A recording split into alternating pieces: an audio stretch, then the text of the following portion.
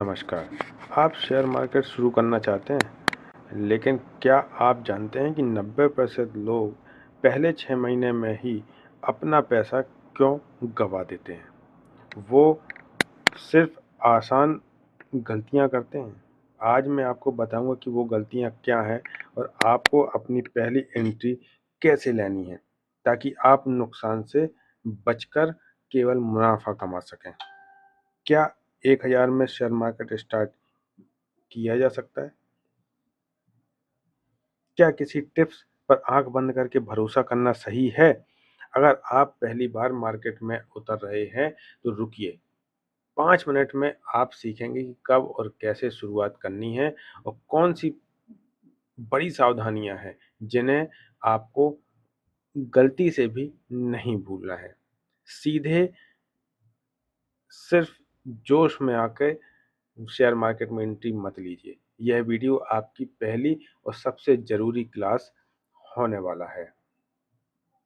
यहाँ आपको पता चलेगा कि डीमैट अकाउंट खोलने से लेकर अपने पहले शेयर को खरीदने तक का सही रोड मैप क्या है।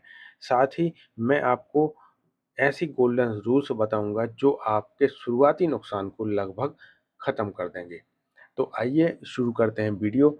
कल मैं आपसे एक वीडियो पर चर्चा करी थी, जहाँ पर मैंने आपको कुछ चीज़ें बताई थी। यदि आप शेयर मार्केट में एंट्री लेना चाहते हैं, तो पहले आप अपने आप को मेंटली तौर पे अपने कुछ सवाल अपने आप से पूछिए, फिर उसके जवाब आपको क्या मिलते हैं, वो आप कमेंट में मेरे साथ शेयर करिए। मैं आपको आगे उस पर वीडियोज़ बनाकर दूँगा और वहीं से आपकी एक जर्नी स्टार्ट हो जाएगी कि मार्केट में आपको कैसे काम करना है। वहीं से आपको पता चल जाएगा कि क्या आप शेयर मार्केट के लिए बने हैं या फिर आपको कोई और बिज़नेस या कोई और स्किल पे काम करना चाहिए। क्योंकि देखिए, पैसा आप कमाने आ रहे हैं, ना कि अपने पैसे को बर्बाद करने। यहाँ पर पैसा बर्बाद हो, उससे अच्छा है कि आप कहीं पर और जाकर कोई और मेहनत का काम कर लें और वहाँ पर आप अपने आप को सेट कर लें। ठीक है? तो सबसे पहले आपको मेंटली अपने आप को स्ट्रॉन्ग बनाना होगा और आपको मेंटली अपने आप में समझना होगा। तो ये सारी बातें मैंने आपके साथ पिछले वीडियो में शेयर करी हैं। अब इसके नेक्स्ट पार्ट में हम आज बात करने वाले हैं कि अब आगे मान लीजिए आपने उन पॉइंट्स पर बात कर ली और आपको उनके जवाब मिल गए। तो अब आप क्या करेंगे? मान लीजिए आपने डिसाइड कर लिया कि आप 10,000 रुपए से ट्रेडिंग को करना चाहते हैं। आपके पास 10,000 रुपए का अमाउंट है।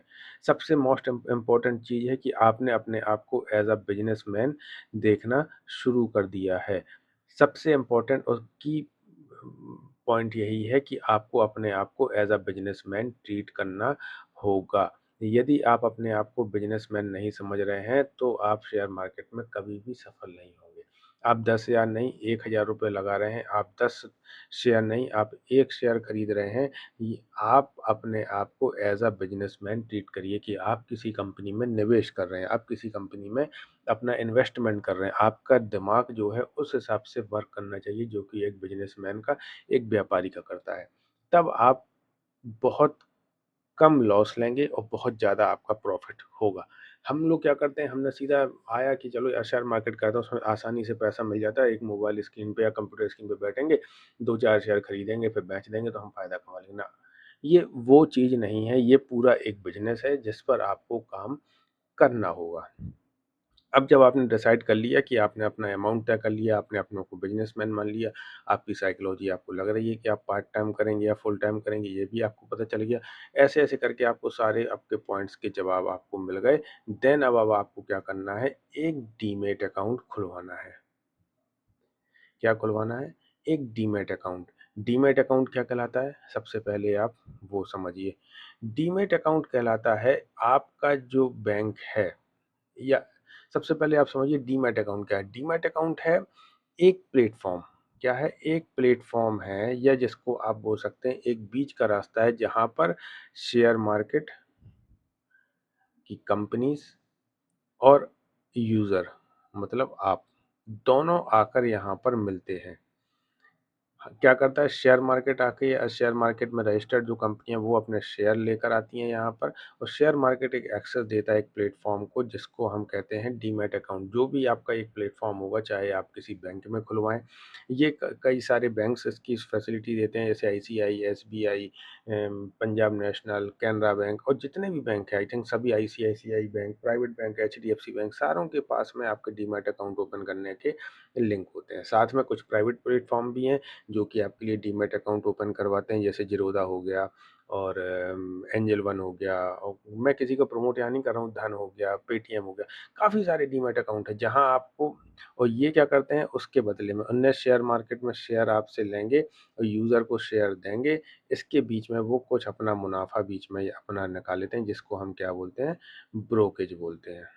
ठीक है?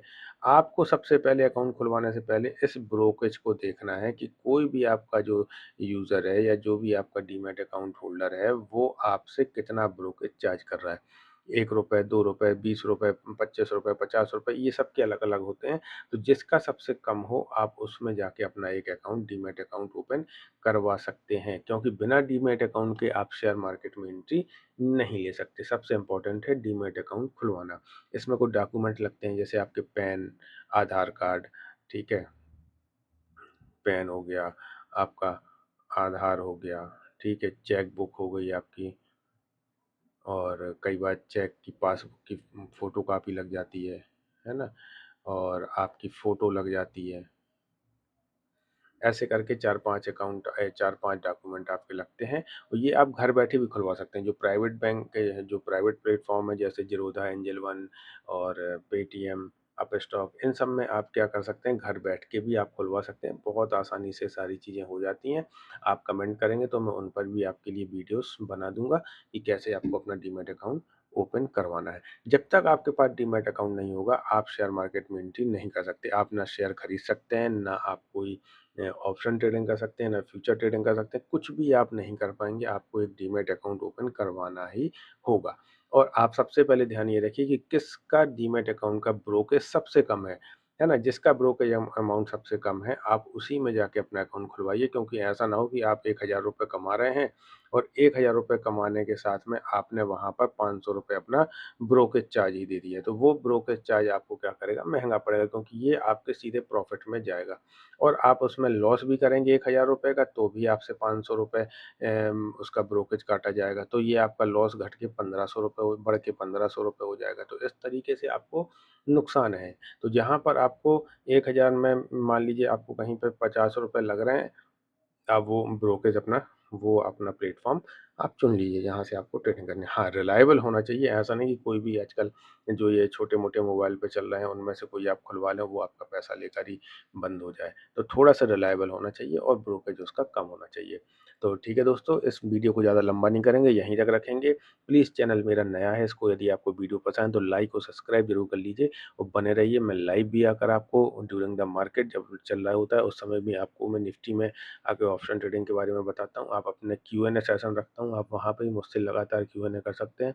शाम को भी मैं प्लान कर रहा हूँ कि मैं एक लाइव आपके साथ रखूँ छोटा-सा, जहाँ पर आपके सवालों के जवाब मैं दे सकूँ और आपका कोई सवाल है तो प्लीज़ कमेंट करके मुझे ज़रूर पूछिए और चैनल को लाइक और सब्सक्राइब ज़रूर कर लीजिए। तब तक के लिए धन्यवाद। अपना ध्यान रखें।